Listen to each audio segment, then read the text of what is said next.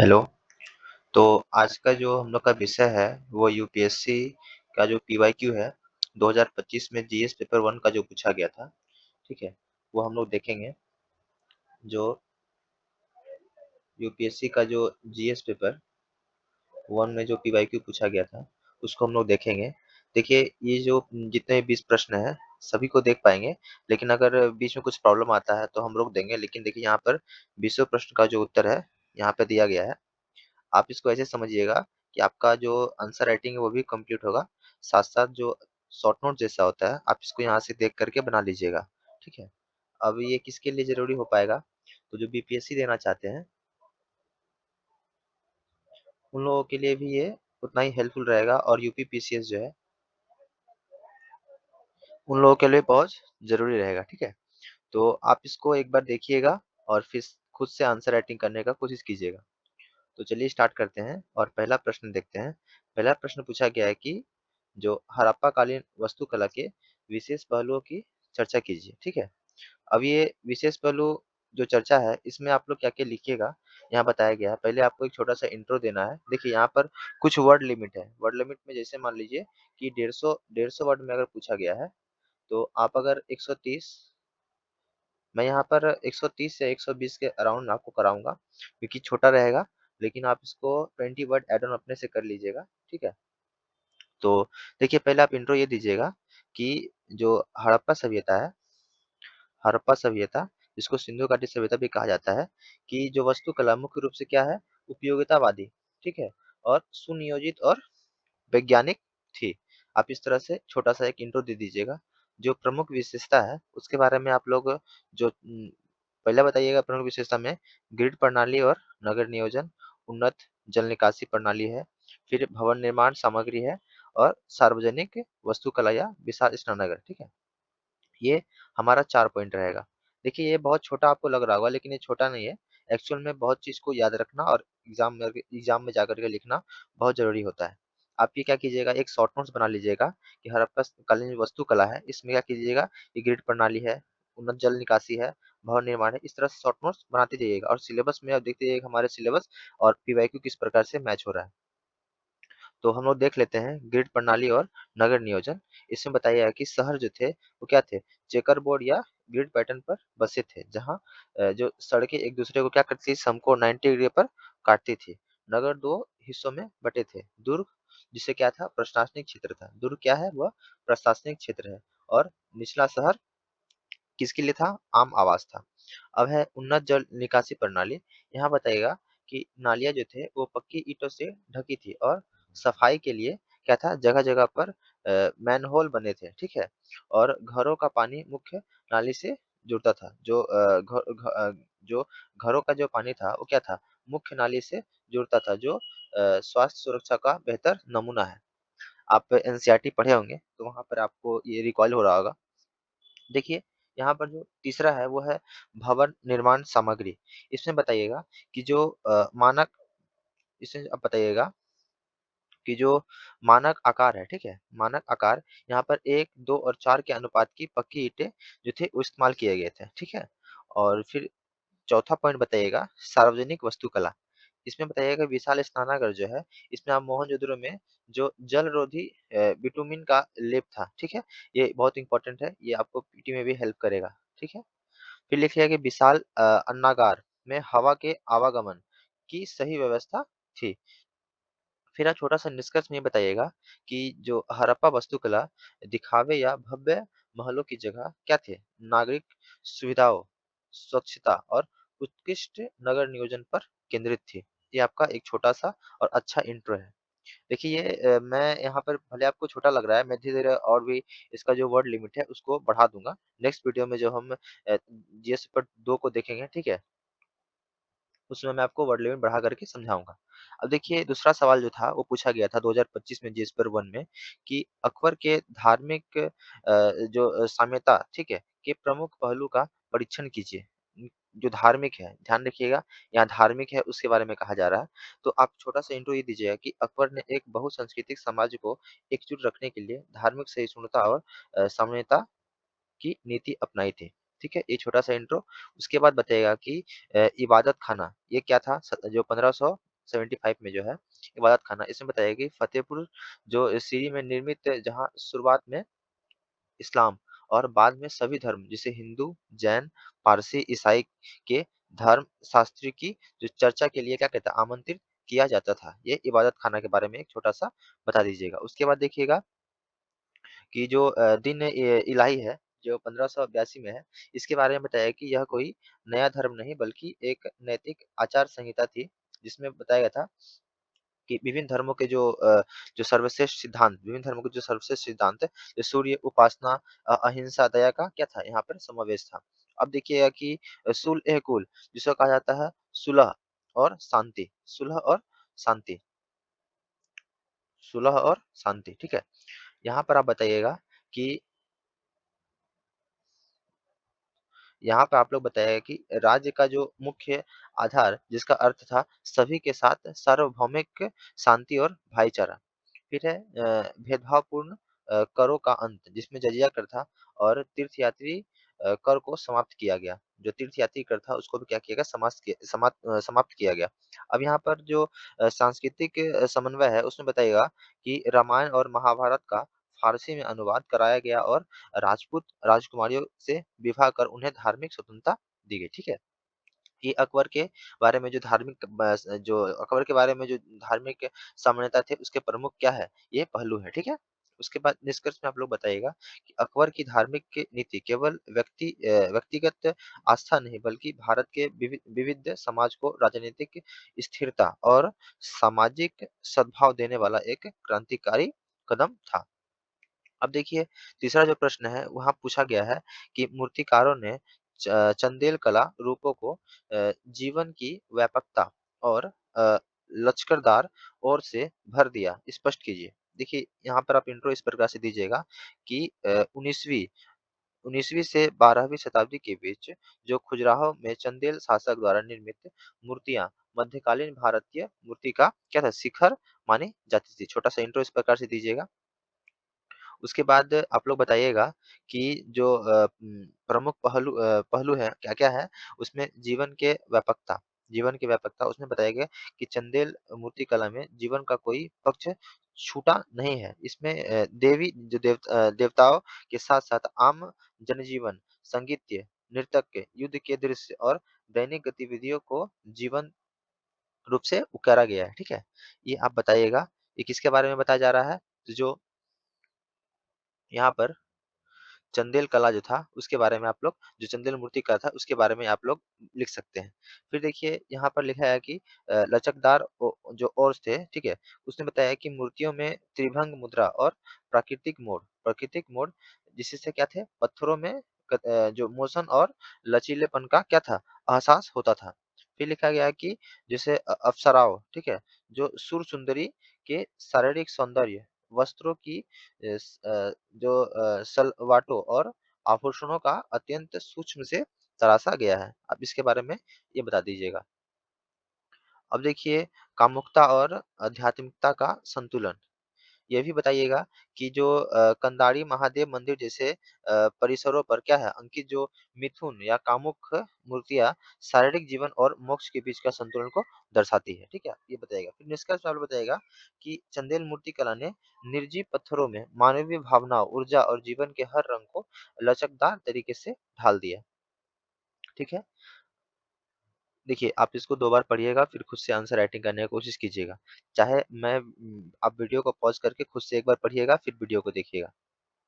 फिर देखिए 4 नंबर में है कि जलवायु परिवर्तन और समुद्र स्तर में वृद्धि कई द्वीप देशों के अस्तित्व को कैसे प्रभावित कर रही है, उदाहरण के साथ चर्चा कीजिए। पहले आपको सवाल को समझना है, यहाँ पूछा क्या गया है कि जलवायु परिवर्तन और समुद्री स्तर में वृद्धि, ठीक है? जो समुद्री स्तर है उसमें वृद्धि जो हो रहा है, उससे क्या हो रहा है कि जो द्वीप देशों हैं, ठीक है? जो द्वीप देश हैं, उनको जो अस्तित्व में कैसे प्रभावित कर रही है? जैसे मान लीजिए कि समुद्र का स्तर अगर बढ़ रहा है, तो जो द्वीप देश है उसको जो है किस प्रकार से प्रभावित कर रही है, इसके बारे में आपको उदाहरण भी देना है और इसके बारे में आपको समझाना है, इसका प्रभाव क्या-क्या हो रहा है। सवाल आपको समझ में आ गया होगा, बहुत आसान सवाल है। देखिए इसका उत्तर इस प्रकार से बताइएगा कि वैश्विक तापमान के कारण ग्लेशियर जो है पिघल रहे हैं, जिससे समुद्र का जलस्तर बढ़ रहा है। यह क्या होता है, यह स्थिति लघु द्वीप विकासशील राज्य, ठीक है, के लिए क्या है, अस्तित्व का संकट बन गई है। आप इस तरह से एक छोटा-सा इंट्रो दे दीजिएगा। अब आप उदाहरण देते हुए प्रभाव को समझाइएगा कि ये किस प्रकार से प्रभावित करती है। तो आप बताइएगा कि भूमि का जो जलमग्न होना, जिससे कि एग्ज़ाम्पल बताइएगा तुलवान, किरिबाती और मालदीव जैसे कम ऊँचाई वाले द्वीप देश का क्षेत्रफल लगातार घट रहा है, ठीक है? ये एग्ज़ाम्पल दीजिएगा, कैसे? ये देश का भी नाम बताइएगा। अनुमान है कि यह सदी के अंत तक कई द्वीप पूरी तरह से डूब जाएँगे। अब देखिए, दूसरा जो प्रभाव है बताइएगा पेयजल संकट। पेयजल संकट में बताइएगा कि समुद्र का खारा पानी द्वीप के भूजल और कृषि भूमि में घुस रहा है, जिससे पीने का पानी और खेती नष्ट हो रही है। कितना सिंपल है। अब देखिए जलवायु शरणार्थी में बताइएगा कि किरिबाती ने अपने नागरिकों के भविष्य के पुनर्वास के लिए जो चाहे फिजी में जमीन खरीदी है।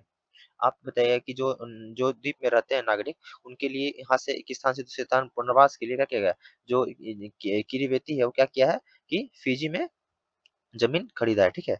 अब देखिए पारिस्थितिक का विनाश, जिससे प्रवाल भित्ति के बारे में आप लोग पढ़े होंगे कि प्रवाल भित्ति के नष्ट होने से ये द्वीप अपनी प्राकृतिक तटीय सुरक्षा खो रहे हैं, ठीक है? निष्कर्ष में आप लोग बताइएगा कि समुद्र स्तर वृद्धि केवल पर्यावरण का मुद्दा नहीं, बल्कि कई देशों की संप्रभुता, संस्कृति और मानव अधिकार पर सीधा हमला है। देखिए निष्कर्ष और इंट्रो जो है, ये आपको टॉपिक को समझने के बाद ईज़ी लगने लगेगा। अब यहाँ पर 5वां सवाल है, गैर कृषि प्राथमिक गतिविधि क्या है? ये गतिविधि भारत में भौगोलिक विशेषताओं से किस प्रकार संबंधित है? उपयुक्त उदाहरणों के साथ चर्चा कीजिए। सवाल क्या पूछा गया है? सवाल को 2 बार पढ़िए। गैर कृषि प्राथमिक गतिविधि मतलब जो कृषि नहीं है, ठीक है? जो कृषि नहीं है, गैर कृषि, ये गतिविधि भारत में भौगोलिक विशेषता को किस प्रकार, मतलब जो भारत का जो भौगोलिक विशेषता है, उसको किस प्रकार से मतलब संबंधित है भौगोलिक विशेषता। आसान सवाल है। देखिए इसका आंसर इस प्रकार दीजिएगा, गैर कृषि प्राथमिक गतिविधि मतलब क्या होता है? गैर कृषि में क्या आता है? खनन है, वानिकी है, मत्स्य पालन है, ये ना है गैर कृषि, पशुपालन है, गैर कृषि ही है। तो ये पूछ रहा है कि भारत का जो भौगोलिक विशेषता है, वो उससे किस प्रकार संबंधित है? आपको उदाहरण भी देना है, ठीक है? आप करंट पढ़िएगा न्यूज़पेपर, उसमें उदाहरण आपको करंट लेना रहेगा। जैसे आप टॉपिक को कवर कीजिएगा, तो जो करंट का मुद्दा रहता है, उस उदाहरण दीजिएगा, तो आपको औरों एस्पिरेंट के कंपेयर में 1-2 नंबर एक्स्ट्रा मिलता है। तो देखिए यहाँ पर बताया कि गैर कृषि प्राथमिक गतिविधि, वे प्राकृतिक संसाधन, ठीक है? वे प्राकृतिक संसाधन आधारित कार्य हैं, जिनमें क्या होता है कि फसलों की खेती शामिल नहीं होते हैं। जिसमें होता है खनन, वानिकी, मत्स्य पालन और पशुपालन, ये शामिल होते हैं। ये गैर कृषि प्राथमिक में। अब देखिए यहाँ पर आप लोग बताइएगा कि जैसे संबंध किस प्रकार से भौगोलिक विशेषता संबंध है। आप लोग देखिए यहाँ गतिविधि है, फिर है भौगोलिक विशेषता है, भारत में उदाहरण। देखिए आप लोग ये पहली बार पढ़ रहे हो तो आपको समझने में प्रॉब्लम हो रहा होगा। लेकिन आप लोग बेसिक अगर आपका कंप्लीट है, फाउंडेशन कंप्लीट है, तो आपको एक ही चीज़ समझ में आ रहा होगा। देखिए अब एग्जाम्पल बताइए, खनन में आप लोग बताइएगा भौगोलिक विशेषता क्या है? तो पठारी क्षेत्र, जिससे प्राचीन में हम जो आग्नेय है और कायांतीय चट्टानें हैं, वो क्या कर रही है? भौगोलिक विशेषता जो है वो मदद करती है। उदाहरण में आप लोग बताइएगा छोटा नागपुर पठार, झारखंड, उड़ीसा, ठीक है? और लोहा वाला क्षेत्र क्षेत्र जो है। देखिए अब मत्स्य पालन में आप लोग भौगोलिक विशेषता ये बताइएगा कि विस्तृत तटरेखा और तटीय परिस्थिति कारण क्या होता है, मत्स्य पालन में बहुत मदद मिलता है। जिसमें आप केरल जो है, तमिलनाडु है, पश्चिम बंगाल के तटीय क्षेत्र जो है, ये मत्स्य पालन के लिए अग्रणी है, ठीक है? फिर है वानिकी। वानिकी हमने बताया कि घने मानसून और पर्वतीय वन क्षेत्र, ठीक है? ये भौगोलिक विशेषता है।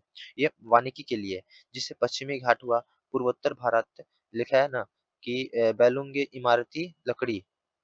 देखिए, ये आप लोग को समझ में नहीं आया, लेकिन जैसे एग्ज़ामिनर जो होता है, वो लोग कम शब्दों में इतने अच्छे मतलब डाल दीजिएगा, तो एग्ज़ामिनर है, वो बोलेगा नहीं बच्चा को पता है। क्योंकि इसको आप विस्तार से लिखिएगा तो कम से कम ये 4-5 पेज में हो जाएगा, लेकिन इसको शॉर्ट में समझा दीजिएगा, तो भी आपको उतना ही नंबर मिलेगा। देखिए, ज़्यादा शब्द लिखना ज़रूरी नहीं होता है, ज़्यादा मतलब गुणवत्तापूर्ण आंसर लिखना ज़रूरी होता है। अब देखिए ऋतु या पर्यावास या पशुपालन में बताइएगा कि पर्वत एवं शुष्क या अर्ध शुष्क ढलान, ठीक है?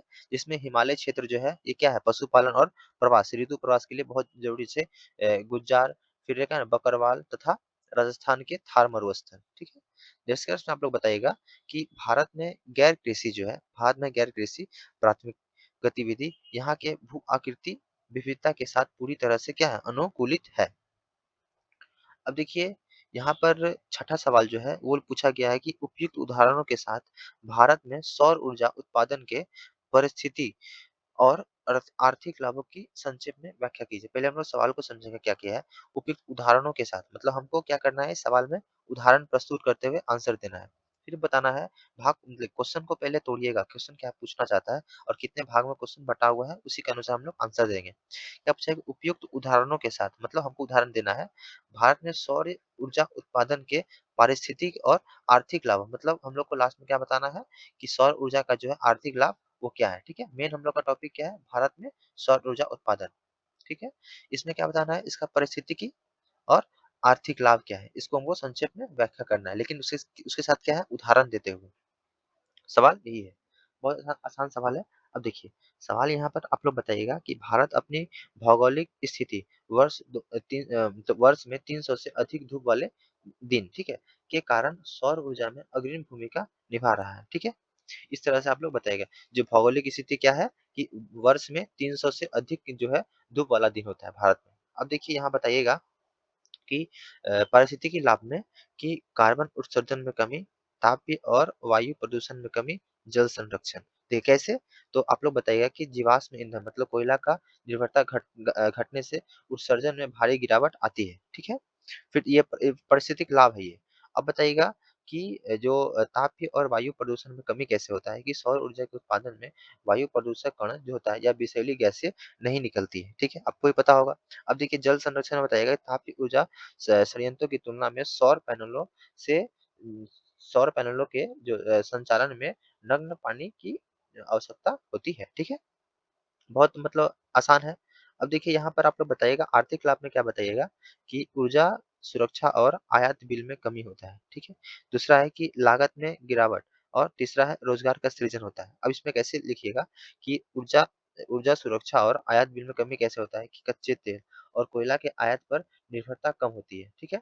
आयात पर क्या होता है, निर्भरता कम होता है, जिससे क्या होता है कि विदेशी मुद्रा की बचत होती है। मान लीजिए कि हम लोग कुछ बाहर से आयात करेंगे तो क्या होगा, हम लोग का जो विदेशी मुद्रा है वो क्या होगा, ज़्यादा लगेगा। यहाँ पर क्या होता है कि विदेशी मुद्रा बचत होती है। अब लागत में गिरावट, जैसे कि लिखा है ना कि बदला सोलर पार्क, ये राजस्थान में है, उदाहरण दे दीजिएगा इस तरह से, ठीक है, कि बादला सोलर पार्क जो राजस्थान में है, जिससे मैगरा प्रोजेक्ट से बिजली की प्रति यूनिट दर काफ़ी सस्ती हुई है।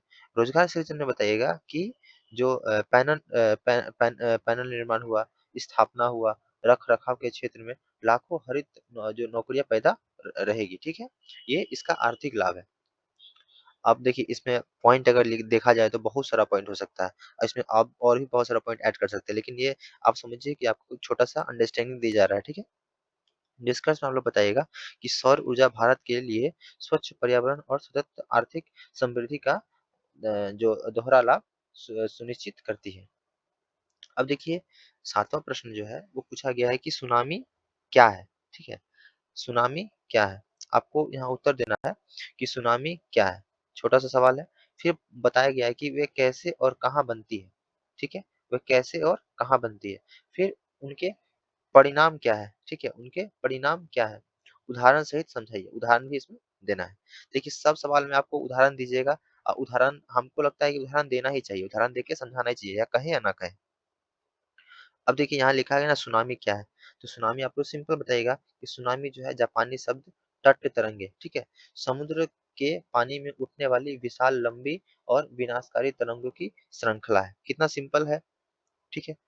अब देखिए इसका उत्पत्ति क्या होता है? ये लिखा है ना वे कैसे और कहाँ बनती है, ठीक है? ये बताना है।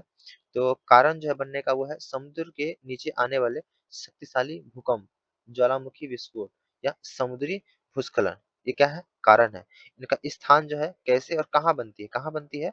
यह मुख्यतः प्रशांत महासागर के रिंग ऑफ फायर और अभिसारी प्लेट सीमाओं पर क्या होता है, बनती है, जहाँ एक टेक्टोनिक प्लेट दूसरी प्लेट से नीचे खिसकती है, ठीक है? सिंपल है। हम लोग यहाँ तक कंप्लीट कर दिए। अब पूछा गया कि इनके उनके जो है परिणाम क्या है? उदाहरण के साथ समझाइए। उनके परिणाम जो है, परिणाम आप लोग बताइएगा कि तट विनाश, बुनियादी ढांचे, मकान, बंदरगाह, सड़कें पूरी तरह से नष्ट हो जाते हैं। परिणाम ही ना होता है इसका, सुनामी जब आती है। अब देखिए जन-धन की हानि क्या होगा? जन-धन का हानि होगा परिणाम इसका। अचानक आने वाली जलप्रपात से हज़ारों लोग बह जाते हैं, जिससे क्या होता है कि जनधन का हानि हो जाता है।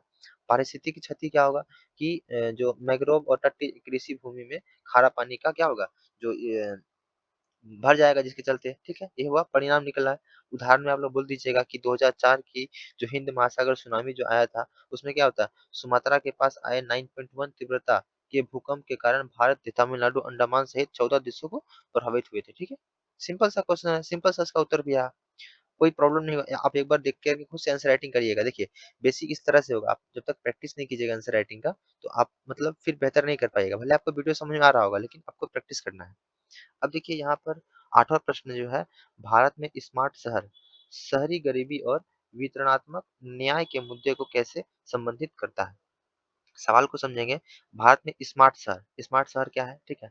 और शहरी गरीबी क्या है? अब क्या है, इसके जो वितरणात्मक न्याय के मुद्दे को कैसे संबंधित करता है, ठीक है? ये सवाल पूछा गया है। तो देखिए, पहले हम लोग समझेंगे कि स्मार्ट शहर मतलब स्मार्ट, इंट्रो में इस प्रकार से बताइएगा कि स्मार्ट सिटी मिशन का उद्देश्य तकनीक और कुशल शासन के माध्यम से समावेशी और टिकाऊ शहरी विकास को बढ़ावा देना है, ठीक है? इस तरह छोटा सा इंट्रो रहा। अब हमको बताना है कि जो शहरी गरीबी है और वितरणात्मक न्याय के जो मुद्दे हैं, ठीक है? उसका जो क्या समाधान होगा, ठीक है? उसको समझाना है। का समाधान बताइएगा कि झुग्गी पुनर्विकास। ये क्या है? इसमें बताएगा कि जो स्लम क्षेत्र होते हैं, स्लम क्षेत्रों का जो नागरिक सुविधा जैसे पानी, बिजली, शौचालय से युक्त तो पक्के मकान में बदलना है, ठीक है? ये है स्मार्ट सिटी का क्या है? लक्ष्य है ये। अब देखिए, सुलभ और किफ़ायती सार्वजनिक परिवहन। इसमें आप लोग बताया कि जो ये ई बसें जो होती हैं और ई बसें और संपीड़ित साइकिल ट्रैक, जिससे गरीब तबका आसानी से मतलब उनका जो समय लगता है, वो कहीं भी काम में जब जाते हैं, तो क्या हुआ, कम समय में वो काम पर पहुँच सकते हैं, जिसमें लागत जो होता है वो भी कम होता है।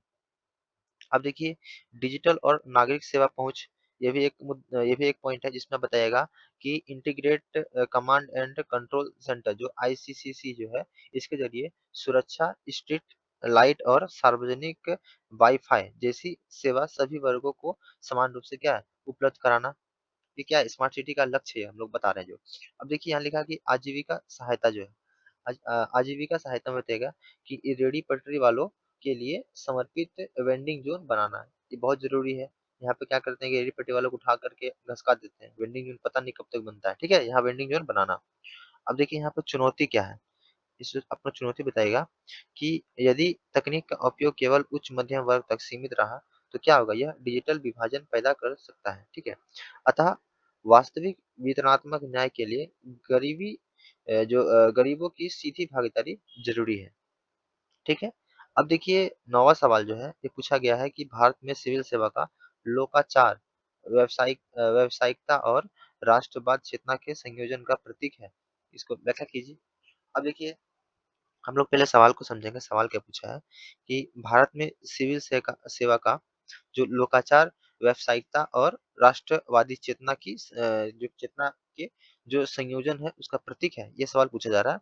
तो आप लोग इंट्रो इस प्रकार से दीजिएगा, ये बहुत अच्छा इंट्रो है कि भारतीय सिविल सेवा आईएएस, आईपीएस आदि को सरदार पटेल ने स्टील फ्रेम ऑफ इंडिया कहा था। इसका लोकाचार 2 मुख्य स्तंभों पर टिका हुआ है, ठीक है? पहला है व्यावसायिकता, दूसरा है राष्ट्रवादी चेतना। देखिए ये आपका गवर्नेंस में है, ठीक है? गवर्नेंस में देखिएगा कि सिविल सेवा की भूमिका है ना, वहाँ पर भी आपको ये इंट्रो काम आ जाएगा। स्टील फ्रेमवर्क जो सरदार वल्लभ भाई पटेल ने कहे थे।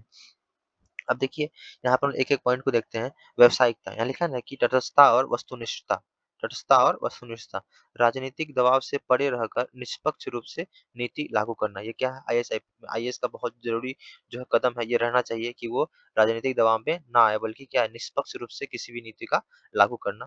फिर है दक्षता और योग्यता, नीति निर्माण, संकट प्रबंधन जैसे आपदाएँ या महामारी और डेटा आधारित शासन में क्या होता है, विशेषज्ञता होनी चाहिए। अब देखिए लिखा गया है कि कानून का शासन, यहाँ पर संविधान और स्थापित नियमों के अनुरूप काम करना, ठीक है? ना कि संविधान के बाहर जाकर काम करना। राष्ट्र जो राष्ट्रवादी चेतना जो है, इसमें बताइएगा कि देश से की अखंडता और एकता, अखिल भारतीय सेवा केंद्र और राज्य के बीच एक मजबूत कड़ी के रूप में काम करती है। फिर बताइएगा कि कल्याणकारी राज्य का लक्ष्य जो है, इसमें बताइएगा कि समाज के अंतिम व्यक्ति तक विकास पहुँचाना, ठीक है? जो आईएएस होते हैं, उनका ये मतलब अधिकार है प्लस उनको क्या कहा जाएगा, उनका एक दायित्व भी बनता है कि समाज का जो सबसे नीचे तबके के हैं, उनको भी वो लाभ दे सके, ना कि वो ऊपर-ऊपर ही रह जाए, ठीक है? यहाँ पे बताइए कल्याणकारी राज्य का लक्ष्य बताइएगा समाज के अंतिम व्यक्ति तक विकास पहुँचाने, जिसमें बताया कि राष्ट्र निर्माण की भावना, ठीक है? अब बताइए कि संवैधानिक मूल्य के प्रति प्रतिबद्धता, इसमें स्वतंत्रता, समानता और सामाजिक न्याय की धरातल पर उतारना, ठीक है? ये हमें राष्ट्रवादी चेतना सवाल में ही पूछा गया था। राष्ट्रवादी चेतना पूछा गया था और लोकाचार, व्यावसायिकता, ये दोनों चीज़ के बारे में हम लोग देख चुके हैं। अब देखिए इस इन्हीं सब से घुमा-फिरा का सवाल पूछेगा। अगर आगामी परीक्षा में पूछा जाएगा तो इन्हीं से सवालों से घुमा-फिरा के पूछता है। वहाँ पे आप 1-2 पॉइंट को यहाँ से भी ऐड कर सकते हैं। अब देखिए निष्कर्ष में बताया गया इन दोनों के मिश्रण से एक ऐसा ढांचा तैयार होता है, जो तकनीकी रूप से सक्षम होने के साथ-साथ देश सेवा की भावना से भी ओतप्रोत है। ठीक है? अब देखिए 10वां सवाल है कह रहा है कि क्या आपको लगता है कि वैश्वीकरण का परिणाम केवल आक्रामक उपभोक्ता संस्कृति ही है? अपने उत्तर की पुष्टि कीजिए। देखिए और एक बात मैं आपको बता दूँ कि जो 20 प्रश्न पूछे जाते हैं, तो देखिए 20 प्रश्न में से आप ऐसा समझ लीजिए कि आपको बीसों का बीसों प्रश्न नहीं आ पाएगा। आप ऐसा समझिए कि आप जो पढ़े हैं सिलेबस को, उसमें से अगर आप 10 से लेकर के 14 प्रश्न कर पा रहे हैं, तो आप समझिए कि आपका पढ़ा हुआ सफल रहा, ठीक है? क्योंकि हम लोग जो एफर्ट लगाते हैं, उसमें आप समझिए कि 10 सवाल को आप पूरी तरह से 100% एफर्ट दीजिएगा, ठीक है? उसके बाद जो 10 सवाल है, उसमें से आपको 5 सवाल जो है, उसमें आपका एफर्ट जो है, वो कम से कम 70% या 60% रहना चाहिए। क्योंकि आप पूरा सवाल को एफर्ट दीजिएगा तब समय की कमी रहती है वहाँ पर, इसके चलते आप लोग नहीं कर पाइएगा। इसीलिए आप ऐसे समझिए कि 10 सवाल को आप बहुत अच्छे से कीजिएगा, 5 सवाल जो है वो 70% या 60% रखिएगा और 5 सवाल में है, उसमें से आप लोग को वही 40% 50% लिख के आना है। क्योंकि आपको वहाँ पर दसों सवाल को 100% लगाइएगा तो आपका फिर क्या होगा लास्ट में सवाल छूट जाएगा, वहाँ पर आप कुछ लिख नहीं पाइएगा। इसलिए आप लोग देख लीजिएगा कि मेरे को किसमें जो है 20 सवाल में से कौन से सवाल जो है उसमें 100% मेरे को आता है, ठीक है? जैसे ये सवाल देखिए इसमें क्या बोला गया है कि क्या आपको लगता है कि वैश्वीकरण का परिणाम केवल देखिए जो बच्चा थोड़ा-मोड़ा पेपर पढ़ा होगा, थोड़ा-मोड़ा भी जानता होगा, वो इस सवाल का उत्तर दे सकता है। जैसे लिखा है ना कि आपको लगता है कि वैश्वीकरण ये कहीं किताब या कहीं लिखा नहीं रहेगा, ये आपको मतलब जैसे होता है ना कि सभी सभी ज्ञान को समग्र रूप से अध्ययन करने के बाद आप स्वयं से उत्तर लिख सकें, इस प्रकार से। देखिए लिखा गया ना कि आपको लगता है कि वैश्वीकरण का परिणाम केवल आक्रामक उपभोक्ता संस्कृति ही है। इस अपने उत्तर की पुष्टि कीजिए। यहाँ आप लोग बताइएगा कि वैश्वीकरण जो है ग्लोबलाइजेशन ने निसंदेह आक्रामक उपभोक्ता संस्कृति को बढ़ावा दिया है, लेकिन इसका प्रभाव केवल यहीं तक सीमित नहीं है। ये छोटा सा इंट्रो है।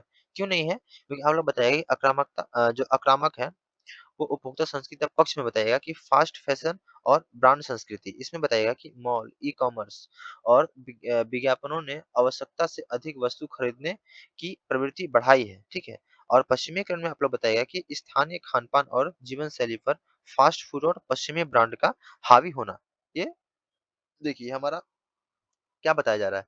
ये बताया जा रहा है कि जो उपभोक्ता संस्कृति के बारे में पक्ष में तर्क है।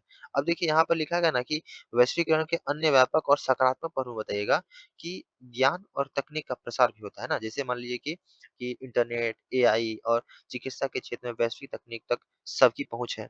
वैश्विक नागरिकता और मूल्य जो है इसमें बताया कि मानव अधिकार, लैंगिक समानता और पर्यावरण जागरूकता का दुनिया भर में प्रसार होता है। फिर सांस्कृतिक आदान-प्रदान होता है।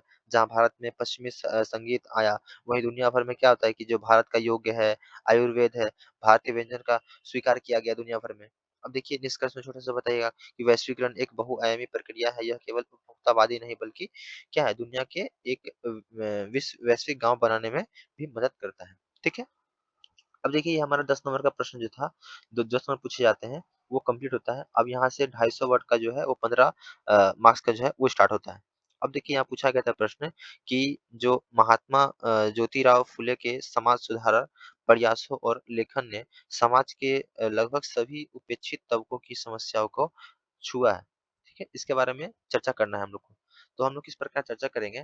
देखिए यहाँ पर आप लोग बताइएगा कि 19वीं इंट्रो में बताइएगा 19वीं शताब्दी के महान विचारक क्या है? 19वीं शताब्दी के महान विचारक और समाज सुधारक महात्मा ज्योतिबा राव फुले ने भारतीय समाज में व्यापक जाति गत पदानुक्रम और लिंग आधारित असमानता के खिलाफ एक शंखनाद किया, ठीक है? उनके प्रयासों उनके जो प्रयास थे किसी एक वर्ग तक सीमित ना रहकर सभी उपेक्षित वर्गों की समस्या का समाधान करते थे। ये रहा एक छोटा-सा इंट्रो, ठीक है? इसमें बताया जैसे क्षुद्र एवं अतिशूद्र, जातिगत शोषण का विरोध, महिलाएं, शिक्षा का अधिकार, ठीक है? शिक्षा का अधिकार और लिखा है कि फुले फुले के समाज जो था जैसे किसान एवं श्रमिक आर्थिक शोषण से मुक्ति। ये क्या है? उनका जो क्षेत्र जो है, जैसे शूद्र एवं अतिशूद्र महिलाएं हैं, फिर लिखा है ना किसान एवं श्रमिक उन पे सुधार के केंद्र जो था समाज के अन्य वंचित वर्ग जो उनका केंद्र था, जैसे सत्य शोधन समाज के माध्यम से, ठीक है? अब देखिए पहला जो था इसमें बताया गया शूद्र एवं अतिशूद्र का उत्थान। इसमें बताया गया कि जाति व्यवस्था पर प्रहार। फुले ने क्या करते हैं कि ब्राह्मणवादी वर्चस्व को चुनौती दी और तर्क दिया कि शूद्र ही इस देश के मूल निवासी हैं। ठीक है, ये उनका कहना है। अब देखिए कि गुलामगिरी अपनी इस प्रसिद्ध पुस्तक में उन्होंने अमेरिका के दास प्रथा विरोधी आंदोलन से तुलना करते हुए भारत में निचली जाति पर हो रहे अत्याचार का पर्दाफाश किया था। महिला अधिकार एवं महिला शिक्षा पर क्या कहते हैं तो उनमें उन्होंने बताइएगा कि उन्होंने कहा था कि प्रथम बालिका विद्यालय उसमें लिखा है कि 1848 में पुणे भीड़ेवाड़ा में अपनी पत्नी सावित्रीबाई फुले के साथ मिलकर भारत का पहला बालिका विद्यालय खोला था। फिर लिखिए कि सामाजिक कुरीतियों का विरोध, जिसमें बताया कि बाल विवाह का कड़ा विरोध किया और विधवा पुनर्विवाह का समर्थन किया। ठीक है, फिर गर्भवती विधवाओं के लिए केंद्र। अब यहाँ पर बताइएगा कि सामाजिक कलंक से बचाने के लिए उन्होंने अपने घर में बाल हत्या प्रतिबंध गृह की स्थापना की। ठीक है, क्या बताइएगा कि सामाजिक कलंक से बचाने के लिए उन्होंने अपने घर में बाल हत्या प्रतिबंधक गृह की स्थापना की। और किसान किसान के लिए और मजदूरों के लिए क्या करते हैं तो किसान का कोड़ा, इस रचना में उन्होंने ब्रिटिश कर नीति, महाजनों, सटोरियों और नौकरशाही द्वारा किसानों के हो रहे आर्थिक शोषण का विस्तार से वर्णन किया। सत्यशोधक समाज के लिए जो उन्होंने स्थापना किया था, उन्हें बताइएगा कि उन्होंने सत्यशोधक समाज की स्थापना की जिसका उद्देश्य शूद्रों अतिशूद्रों को पुरोहितों के मध्यस्थता के बिना सामाजिक धार्मिक अधिकार दिलाना और आत्मसम्मान जगाना था। ठीक है, ये 250 वर्ड का था, ये 250 वर्ड नहीं है, कम से कम 200 वर्ड होगा, लेकिन ये इनफ है। फिर देखिए निष्कर्ष में आपने बताया कि महात्मा फुले का समाज सुधार केवल सतही बदलाव नहीं था, बल्कि वह सामाजिक न्याय, लैंगिक समानता और शिक्षा पर आधारित एक संपूर्ण सामाजिक क्रांति थी जिसने आगे चलकर डॉक्टर वी आर अम्बेडकर जैसी विचारों को प्रेरित किया। देखिए यहाँ पर ऐसा है कि इसमें से कुछ कुछ पॉइंट जो है वो सभी विचारों पर अप्लाई कर सकते हैं। ठीक है, अब देखिए 12वां प्रश्न है, पूछा गया कि राजतंत्र, अर्थव्यवस्था, शिक्षा और अंतर्राष्ट्रीय संबंध के विषय में आजादी के प्रारंभिक काल में भारत के शुद्धिकरण की प्रक्रिया को रेखांकित कीजिए। देखिए सवाल को पहले समझिए, सवाल क्या बोल रहा है। सवाल बहुत आसान है, देखिए आप लोग एनसीईआरटी पढ़ेंगे तो वहां से आप इजिली यहाँ से कर सकते हैं। देखिए सवाल पूछा गया है राजतंत्र, अर्थव्यवस्था, शिक्षा और अंतर्राष्ट्रीय संबंध के विषय में आजादी के प्रारंभिक काल, कब का बात हो रहा है? आजादी का प्रारंभिक काल, जब हम लोग का देश आजाद हो गया था, जो शुरुआती दौर था, उसमें जो भारत के शुद्धिकरण की प्रक्रिया को रेखांकित की। मेरे को शुद्धिकरण बताना है कि जब आजाद हो गया तो उसके बाद जो क्या-क्या शुद्धिकरण था, कौन-कौन सा? राजनीतिक राजतंत्र में, अर्थव्यवस्था, शिक्षा और अंतर्राष्ट्रीय संबंध। तो आप लोग इंट्रो में इस प्रकार से बताइएगा कि 1947 में जब भारत आजाद हुआ तो उसके सामने विभाजन की त्रासदी, गरीबी और राजनीतिक अस्थिरता जैसी भीषण चुनौती थी। शुरुआती दशक में भारत का पुनर्गठन और शुद्धिकरण निम्न 4 स्तंभों पर हुआ था। कौन-कौन सा स्तंभ था? पहला था राजतंत्र, अर्थव्यवस्था, शिक्षा और अंतर्राष्ट्रीय संबंध। राजतंत्र में बताइएगा जो देशी रियासत का विलय, इसके बारे में आप लोग जानते होंगे कि सरदार वल्लभ भाई पटेल ने दूरदर्शिता के क्या किया था, 500 से अधिक देशी रियासत को भारत में सफलतापूर्वक एकीकरण हुआ। फिर है संविधान का निर्माण 26 जनवरी 1950 को लोकतांत्रिक, धर्मनिरपेक्ष और संप्रभु संविधान लागू हुआ। अब देखिए प्रथम आम चुनाव सार्वभौमिक वयस्क मताधिकार के आधार पर दुनिया का सबसे बड़ा निष्पक्ष चुनाव कराया गया। फिर राज्य पुनर्गठन, इसमें बताया कि भाषाई आधार पर राज्यों का पुनर्गठन और कर आंतरिक क्षेत्र आकांक्षाओं की शांत किया गया। अर्थव्यवस्था बताया कि मिश्रित और पंचवर्षीय योजना के बारे में आप बता दीजिएगा कि अर्थव्यवस्था पर बताया कि मिश्रित अर्थव्यवस्था सार्वजनिक और निजी क्षेत्रों के सह-अस्तित्व का मॉडल अपनाया। पंचवर्षीय योजना में बताया कि प्रथम योजना कृषि और सिंचाई लिखा है ना कि भाखड़ा नांगल बांध पर ध्यान दिया गया था। देखिए, ये सब में स्पेंड करेंगे तो बहुत बड़ा स्पेंड हो जाएगा। लेकिन आप लोग इस प्रकार से छोटा-छोटा चीज़ बता दीजिएगा तो एग्ज़ामिनर को लगेगा नहीं इसके बारे में वो जानता है, ठीक है? देखिए, मैं आपको पहले ही बोल रहा हूँ कि शब्दों को ज़्यादा शब्द लिखना आंसर ज़रूरी नहीं है, गुणवत्तापूर्ण लिखना बहुत ज़रूरी है, ठीक है? इस प्रकार से लिखिएगा तो आपको समझेगा कि अगर 250 वर्ड नहीं भी है, अगर 200 वर्ड भी है, तो बोलेगा नहीं ये बहुत है, 250 वर्ड से भी बहुत अच्छा आंसर है। फिर देखिएगा द्वितीय योजना जो है वो क्या नेहरू महालनोबिस मॉडल, भारी उद्योग, भिलाई, राउरकेला जो स्टील प्लांट था इसकी स्थापना, ठीक है? देखिए अर्थव्यवस्था के बारे में बताइए, फिर शिक्षा के बारे में बताइएगा कि उत्कृष्ट संस्थानों की स्थापना, जिसमें उच्च शिक्षा और तकनीकों को बढ़ावा देना, जिसमें आईआईटी है 1951, फिर एम्स है, फिर यूजीसी का गठन जो है, फिर वैज्ञानिक दृष्टिकोण में बताएगा कि सीएसआईआर प्रयोगशाला और परमाणु ऊर्जा आयोग, जिसमें लेकिन होमी भाभा के नेतृत्व में नींव रखी गई थी, ये शिक्षा के क्षेत्र में हुआ। अब देखिए अंतर्राष्ट्रीय संबंध जो है, इसमें बताया कि गुट निरपेक्ष आंदोलन, इसमें बताइएगा कि शीत युद्ध के समय भारत ने ना तो अमेरिका का गुट चुना और ना ही क्या किया था सोवियत संघ का, बल्कि गुटनिरपेक्ष की स्वतंत्रता विदेशी नीति अपनाई थी उस समय। पंचशील सिद्धांत क्या था? इसमें बताया गया चीन के साथ शांति पूर्वक सह-अस्तित्व के 5 सिद्धांतों पर सहमति बनाई। मान लो 5 जो सिद्धांत कौन सहमति था उसको भी लिख दीजिएगा आप लोग। फिर देखिए लिखे निष्कर्ष में आपको बताइएगा कि शुरुआती नेतृत्व की दूरदर्शी नीतियों के कारण ही भारत इतने बहुविध संकटों से उभरकर दुनिया के सबके स्थिर और मजबूत लोकतंत्रों में से एक बन सका है, ठीक है? अब देखिए 13वां प्रश्न जो है, 13वां प्रश्न आपको बताएगा कि समकालीन विश्व के लिए फ्रांसीसी क्रांति का निरंतर प्रासंगिकता है। देखिए, समकालीन विश्व के लिए फ्रांसीसी क्रांति की निरंतर प्रासंगिकता है, स्पष्ट कीजिए, ठीक है? अब देखिए जो इसकी प्रासंगिकता है, इसके बारे में हम लोग को समझाना है, कितना आसान है। आप लोग बताइए कि 1789 की जो फ्रांस की क्रांति केवल फ्रांस की घटना नहीं थी, बल्कि यह आधुनिक राजनीतिक जगत की जननी थी। इसके द्वारा किए दिए गए स्वतंत्र, समानता और बंधुता, जो सब कोई जानते हैं कि नारे आज भी क्या है आधुनिक लोकतंत्र की आत्मा है। ये इंट्रो दे दीजिएगा। फिर देखिए यहाँ बताएगा स्वतंत्रता, मानवाधिकार एवं अभिव्यक्ति की आजादी है। फ्रांस की क्रांति में समानता, कानून के समक्ष समानता एवं विशेषाधिकार का अंत है। फिर लिखा है ना कालजीय आदर्श, बंधुता क्या है राष्ट्रीय और वैश्विक बंधुता। इसके बारे में एक्सप्लेन कर देना है, जैसे कि जो प्रासंगिकता उसमें बताएगा मानव अधिकार और स्वतंत्रता मिले क्रांति के मानव एवं नागरिक अधिकार के घोषणा पत्र ने आधुनिक संयुक्त राष्ट्र के मानव अधिकार की सार्वभौमिक घोषणा यूडीएचआर और जो विभिन्न देशों के मौलिक अधिकार जैसे भारत का भाग 3 की नींव रखी थी। फिर लिखेगा निरंकुशता और विरोध और लोकतंत्र। इसमें बताया कि इसने सिद्ध किया कि सत्ता का जो स्रोत है राजा नहीं बल्कि जनता है। आज भी दुनिया भर में तानाशाही या सत्तावादी व्यवस्था के खिलाफ होने वाले जन आंदोलन जो जन आंदोलन है क्या है इससे प्रेरणा मिलती है।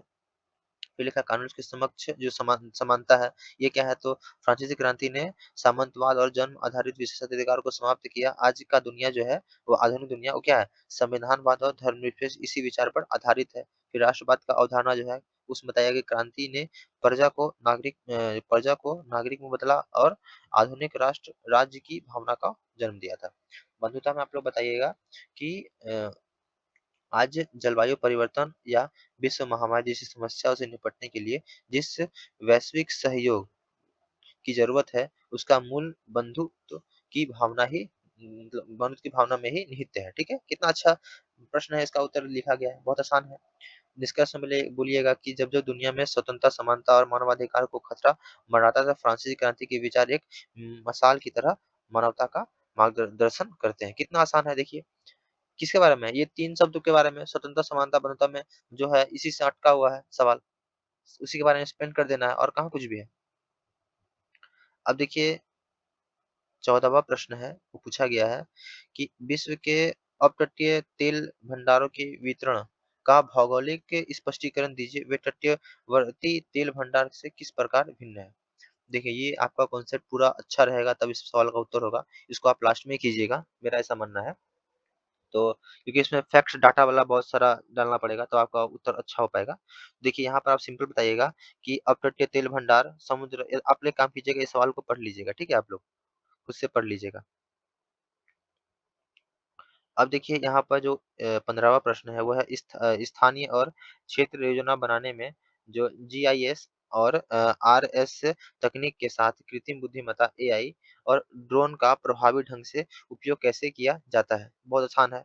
आप लोग सिंपल बताइए कि जो आधुनिक समय में जो स्थानीय क्षेत्र नियोजन जो है, उसमें बताइए कि नियोजन के लिए जो है नई तकनीकों का एकीकरण एक वरदान साबित हुआ है, जिसमें तकनीक का भूमिका जो है वो बताइएगा कि रिमोट सेंसिंग जो है, ठीक है? आरएस भूमि उपयोग, जल निकायों और वनों के बड़े पैमाने पर आंकड़े एकत्रित करता है। देखिए आपको सवाल समझ में आया ना क्या बोलना चाह रहे हैं? देखो, सवाल बोला गया है कि स्थानीय और क्षेत्र योजना बनाने में, ठीक है?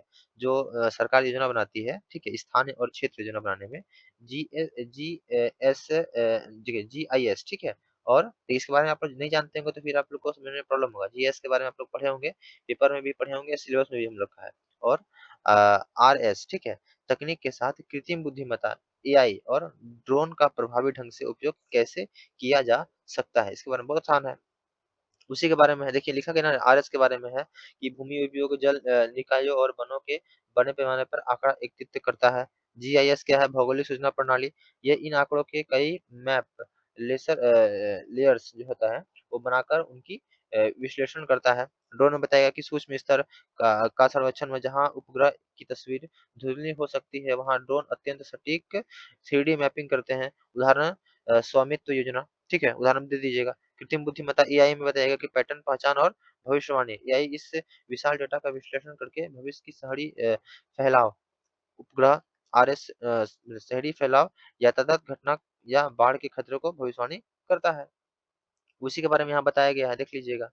अब देखिए व्यवहारिक उपयोग के उदाहरण बताइएगा, स्मार्ट शहर और बुनियादी ढांचा। इसमें कैसे? तो सड़क के निर्माण, कचरा प्रबंधन, अतिक्रमण की पहचान के लिए एआई और ड्रोन मैपिंग। आपदा प्रबंधन में बताइएगा कि बाढ़ या भूस्खलन संबंधित क्षेत्रों का सटीक सीमांकन और सीमांकन का सुरक्षा आवास की योजना बनाना। कृषि और ग्रामीण विकास में मृदा स्वास्थ्य और फसल नुकसान का आकलन करके सटीक कृषि को बढ़ावा देना। निष्कर्ष में बताया कि इन चारों तकनीक का समावेश साक्ष्य आधारित निर्णय प्रणाली को जन्म देता है, जिससे नियोजन अधिक सटीक, पारदर्शी और प्रभावी बनती है। देखिए, अब ये प्रश्न और भी आसान एक प्रश्न आया है, देखने में खाली ऐसा है। लिखा गया कि चर्चा कीजिए कि ग्रह के महाद्वीप और महासागरीय बेसिन के आकार और माप मतलब साइज में क्रिस्टल द्रव्यमान को टेक्टोनिक गतिविधि के कारण परिवर्तन कैसे होता है? देखिए, ये पूछा गया आपसे क्या है? अपसारी सीमा है, अभिसारी सीमा है, इसी के बारे में बोलना बोलना चाहता है, ठीक है? बस घुमाया हुआ सवाल है और कुछ भी नहीं है। जो कि आप भूगोल पढ़िएगा तो इसके बारे में पढ़े ही होंगे।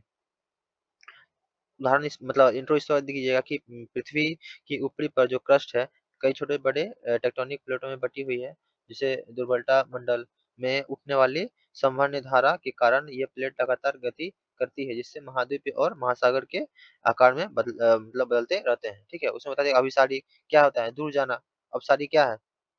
पास आना, सिंपल है। इसमें बताया कि जब 2 प्लेट एक-दूसरे से दूर जाती है तो नीचे से मैग्मा ऊपर आकर नया महासागर क्रस्ट बनाता है। परिणाम में लिखिएगा महासागरों का आकार बढ़ता है। उदाहरण बताइए मध्य अटलांटिक कटक के कारण अटलांटिक महासागर चौड़ा हो रहा है और लाल सागर एक नया महासागर बना एनसीईआरटी में से पूरा सवाल बनेगा ये। अब देखिए अभिसारी समय बताइएगा कि जब 2 प्लेट टकराती है तो भारी प्लेट जो है नीचे खिसकती है और नष्ट हो जाती है। परिणाम क्या होता है? महासागर का आकार जो होता है घटता है और महाद्वीप भाग पर क्या होता है? मोड़दार पर्वत बनते हैं। उदाहरण प्रशांत प्लेट के धँसने से प्रशांत महासागर धीरे-धीरे सिकुड़ रहा है, जबकि भारत और यूरेशिया प्लेट टकराने से हिमालय की ऊँचाई बढ़ रही है। ये तो सिंपल एनसीईआरटी में लिखा हुआ सब है ये। अब देखिए महाद्वीप विस्थापन चक्र जो है, इसमें बताया गया कि लाखों वर्ष के दौरान सभी महाद्वीप आपस में जुड़कर एक विशाल महाद्वीप है, जिसे पेंजिया बनाते हैं और फिर टूटकर अलग हो जाते हैं। निष्कर्ष में बताइएगा कि टेक्टोनिक गतिविधि पृथ्वी के धरातल पर एक सतत परिवर्तनकारी बल है, जिसके कारण महाद्वीप और महासागर की आकृति स्थिर न होकर गतिशील है। अब देखिए 17वां प्रश्न और बहुत आसान प्रश्न, जिसमें पूछा गया कि भूमि मिट्टी और जल संसाधन के विशेष संदर्भ के साथ गंगा नदी बेसिन में जनसंख्या वितरण और घनत्व पर चर्चा कीजिए। कितना आसान सवाल है, ठीक है। सवाल को समझिए, भूमि, मिट्टी और जल संसाधन के विशेष संदर्भ के साथ गंगा नदी बेसिन। अब देखिए इंट्रो दीजिएगा कि गंगा बेसिन भारत का सबसे घना बसा हुआ क्षेत्र है, जहां देश का 40% से अधिक आबादी निवास करती है। यहाँ जनसंख्या का अत्यधिक घनत्व प्राकृतिक संसाधनों की प्रचुरता का सीधा परिणाम है। बता दीजिए, एक-एक करके बताइएगा। भूमि संसाधन, समतल जमीन हो रहा है, परिणाम क्या होता है कि ऊबड़-खाबड़ पहाड़ों की तुलना में यहाँ निर्माण लागत जो है वो कम आता है, जिससे बिहार और पश्चिम बंगाल और मैदानी राज्य में घनत्व क्या 1000 प्लस व्यक्ति प्रति किलोमीटर स्क्वायर बहुत अधिक है यहाँ। समतल जमीन क्या है ना, गंगा और उसकी सहायक नदियों द्वारा निर्मित समतल मैदान आवास, सड़क, नेटवर्क और औद्योगिक के विकास के लिए अत्यधिक उपयुक्त है। देखिए, समस्या क्या होता है कि हम लोग को आता सब कुछ है, लेकिन सिस्टमैटिक वे से हम लोग आंसर राइटिंग नहीं कर पाते एग्जाम में, क्योंकि किस प्रकार से लिखना है, कब कितना लिखना है, ऐसा होता है कि हम लोग लिखते रहते हैं, एक प्रश्न में ही लिखते-लिखते बहुत ज़्यादा लिख देते हैं, तो वहाँ पे दूसरा सवाल में समय कम पड़ जाता है। तो इसीलिए हम लोग को एक टाइमलाइन बनाना पड़ेगा, हमको एक सवाल में इतना ही समय देना है और इतना ही कुछ लिखना है, ठीक है? अब देखिए, मिट्टी संधारण बताइएगा कि उपजाऊ और जलोढ़ मिट्टी, नदी हर साल नई मिट्टी जिसे खादर लाती है, जो नाइट्रोजन और खनिज से भरपूर होती है। सघन कृषि, वर्ष में 2 से 3 फसल गेहूँ, चावल, गन्ना उगाई जा सकती है, जो विशाल आबादी के लिए खाद्यान्न सुरक्षा सुनिश्चित करती है। जल संसाधन बताइएगा कि सतही और भूमि जल, सदा नीरा जो है, नदी और प्रचुर भूजल भंडार पीने के पानी, सिंचाई और उद्योग की ज़रूरतों को पूरा करती है। नगरीकरण, जल की उपलब्धता के कारण ही इतिहास से लेकर आज तक बनारसी, पटना, कानपुर और कोलकाता में जैसे बड़े शहर गंगा के तट पर विकसित हुए। ठीक है? चुनौती बताई गई, अत्यधिक जनघनत्व के कारण आज जल प्रदूषण, नमकीन अ, न नमा नमामि गंगे की आवश्यकता, मिट्टी की क्षरण और नगरीकरण जैसी गंभीर समस्या उत्पन्न हो रही है। कितना आसान था। अब देखिए 18वां प्रश्न, देखिए हम लोग देखते-देखते 18वां प्रश्न पहुँच गए हैं। अब देखिए, पूछा गया है सवाल में कि आधुनिक समाज में स्वास्थ्य संबंधी चिंताएँ बढ़ने के बावजूद फास्ट फूड उद्योग बढ़ रहे हैं। कितना आसान है कि आधुनिक समाज में है, स्वास्थ्य संबंधी जो है चिंताएँ बढ़ रही है। सही बात है, बढ़ रही है। और उसके बावजूद क्या हो रहा है कि जो फास्ट फूड उद्योग जो है, वो क्या हो रहे हैं? वो बढ़ रहे हैं। इसको कैसे देखते हैं? भारत के अनुभवों से। अब देखिए, ये सवाल का उत्तर घर के जो बुजुर्ग लोग हैं ना, वो अच्छे बता पाएँगे, ठीक है? कि वो लोग क्या खाते थे और अभी के जो है, वो लोग क्या खाते हैं। ये ना पूछा गया कि आधुनिक समाज में स्वास्थ्य संबंधी चिंताएँ बढ़ रही है। स्वास्थ्य संबंधी चिंता भी बढ़ रहा है, साथ-साथ फास्ट फूड का जो उद्योग है, वो भी बढ़ रहा है। इसके बारे में भारत के अनुभव से अपना उत्तर उदाहरण देकर समझाना है, ठीक है? तो आप लोग बताइएगा कि आज के आधुनिक समाज में एक अजीब विरोधाभास देखने को मिलता है। जैसे कि बताइएगा कि लोग फ़िटनेस और क्या लिखा है? अग्नि जंक फूड समझिए ना, जंक फूड के प्रति जागरूक हो रहे हैं। वहीं दूसरी तरफ फास्ट फूड उद्योग जैसे क्या लिखा है? मैकडॉनल्ड हुआ, डोमिनोज हुआ और स्थानीय स्ट्रीट फूड तेज़ी से बढ़ रहे हैं। देखिए, यहाँ पर बताया गया है, सॉरी यहाँ मेरा मिस्टेक हो गया, कि आज के आधुनिक समाज में एक अजीब विरोधाभास देखने को मिलता है। एक तरफ तो क्या होता है कि लोग फ़िटनेस और ऑर्गेनिक फूड के प्रति जागरूक हो रहे हैं, वहीं दूसरी ओर क्या होता है कि फ़ास्ट फूड उद्योग जैसे मैकडॉनल्ड हुआ, डोमिनोज़ हुआ, क्या है? स्थानीय स्ट्रीट फूड तेज़ी से बढ़ रहे हैं। इस विरोधाभास के मुख्य कारण भारतीय संदर्भ में ये है कि तेज़ी से बदलते जीवनशैली और समय की कमी। इसमें आप लोग बताइएगा कि शहरीकरण और कामकाजी जो होते हैं, वो संख्या बढ़ने से क्या होता है कि घर पर खाना पकाने की समय, मतलब घर पे जो खाना पकाने का जो जो समय जो होता है, वो कम हुआ है।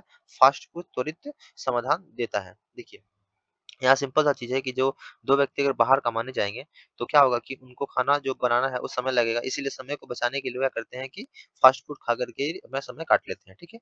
सिंपल समझिए, यही लिखना था। अब देखिए, यहाँ लिखा है कि किफ़ायती और सुलभ। इसमें बताया कि ई-कॉमर्स डिलीवरी प्लेटफ़ॉर्म, एक क्लिक पर खाना घर पहुँच जाता है, ठीक है? जैसे हुआ यहाँ पे ज़ोमैटो हुआ। भारतीय बाज़ार में फ़ास्ट फ़ूड अब काफ़ी किफ़ायती, जैसे उदाहरण के तौर पे 50 में बर्गर या मोमोज़ उपलब्ध है। अब देखिए कि खाद्य संस्कृति का भारतीकरण, इसमें बताया कि विदेशी ब्रांड ने भारतीय स्वाद के अनुसार उपलब्ध ढाले मतलब उत्पाद ढाले हैं। जैसे कि बताया कि मसाला डोसा, बर्गर, पनीर टिक्का, पिज़्ज़ा जो भारत विदेशी कंपनी यहाँ आकर के भारतीय जो खान-पान है, उसपे क्या अपना वर्चस्व बनाए हुए हैं। जिसे लिखा गया है कि भारतीय स्वाद के अनुसार। फिर लिखे आक्रामक विपणन और युवा जनसांख्यिकी। अब देखिए भारत की जो 50% से अधिक आबादी है, युवा जो है, जिन्हें विज्ञापन और सोशल मीडिया इन्फ्लुएंसर सीधे लक्षित करते हैं, ठीक है? ये भी एक कारण है। परिणाम क्या होता है कि इसके कारण भारत में गैर संक्रमण रोग, ठीक है? और मोटापा, मधुमेह अभी क्या हो गया है कि भारत दुनिया का है क्या जो दुनिया क्या हो गया है? इसकी राजधानी बन गया है किसका? तो गैर संक्रमण रोग का। अब देखिए और जिससे क्या होता है कि हृदय रोग के मामले युवा और बच्चों में भी तेजी से बढ़ रहे हैं। निष्कर्ष में सिंपल बताइएगा कि फास्ट फूड उद्योग की वृद्धि आधुनिक भागदौड़ भारी जिंदगी का परिणाम है। इस पर नियंत्रण के लिए फैक्ट टेक्स्ट विज्ञानों पर नियमन और स्वास्थ्य शिक्षा की सख्त जरूरी है।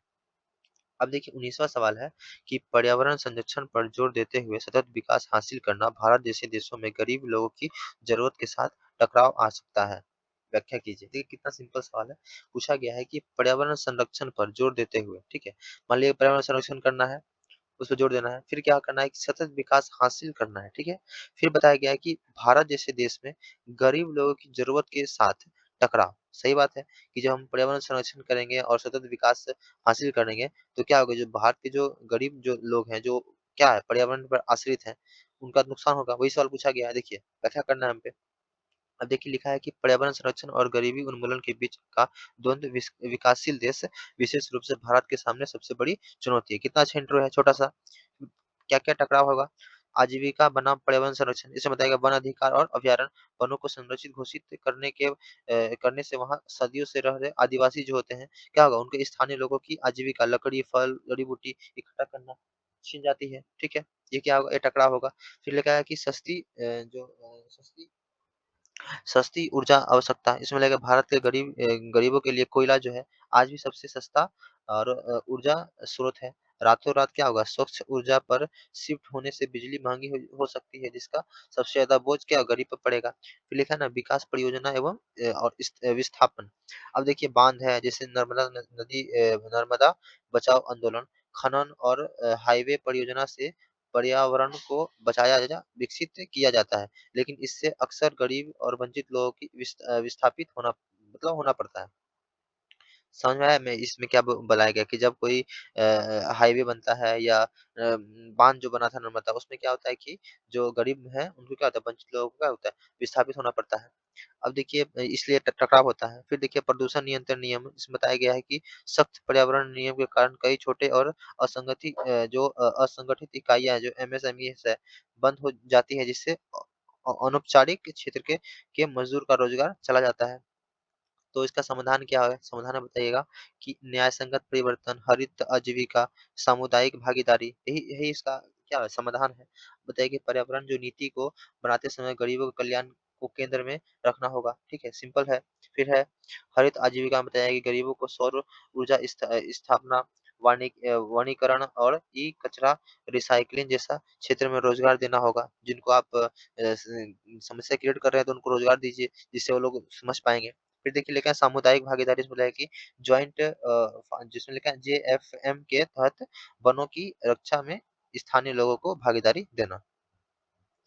निष्कर्ष में छोटा बताइएगा छोटा सा निष्कर्ष कि सतत विकास तब तक सच्चा नहीं हो सकता जब तक कि वह सामाजिक न्याय से ना जुड़ा हो। पर्यावरण संरक्षण गरीबों की कीमत पर नहीं बल्कि उनके साथ मिलकर होना चाहिए। कितना अच्छा वर्ड है ये। फिर देखिए लास्ट का सवाल है जो है इसमें आप लोग बताइएगा क्या भारत में जनजातीय विकास दो ध्रुवों विस्थापन और पुनर्वास के इर्द गिर्द केंद्रित है? अपने विचार व्यक्त कीजिए। कितना अच्छा सवाल है कि पूछा गया कि भारत के जो जनजातीय विकास है सेम जो ऊपर है उसी प्रकार से आप लोग लिख सकते हैं। जैसे लिखा है ना जनजातीय विकास जो है दो ध्रुवीय विस्थापन और पुनर्वास मतलब उसको विस्थापित करा जा रहा है एक जगह से दूसरी जगह पुनर्वास किया जा रहा है। यहीं पर इसी के इर्द गिर्द केंद्रित है। कितना आसान सवाल है। आप लोग बताइएगा कि स्वतंत्रता के बाद से भारत में जनजातीय विकास की त्रासदी यह रही है कि विकास के कारण विस्थापन और फिर पर्याप्त पुनर्वास के दुर्चक्र में फंसा हुआ है। ठीक, कितना अच्छा इंट्रो है ये। विस्थापन ने बताया कि भारत की अधिकांश खनिज संपदा वन और नदी जनजातीय क्षेत्र में स्थित है।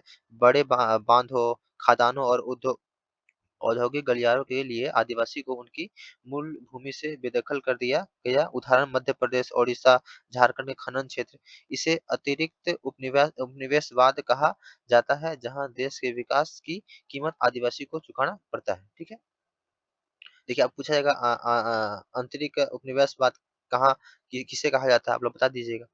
फिर देखिए लिखा है पुनर्वास की विफलता। इसमें बताइएगा कि पुनर्वास अक्सर केवल कागजों तक सीमित रहता है। आदिवासियों को भूमि के बदले जो मुआवजा मिलता है वह उनके सामाजिक और सांस्कृतिक ताने बाने की भरपाई नहीं कर पाता है। वे अपनी जल जंगल जमीन की पहचान खोकर शहर में सस्ते दिहाड़ी मजदूर बनने के पर क्या होते हैं, मजबूर हो जाते हैं।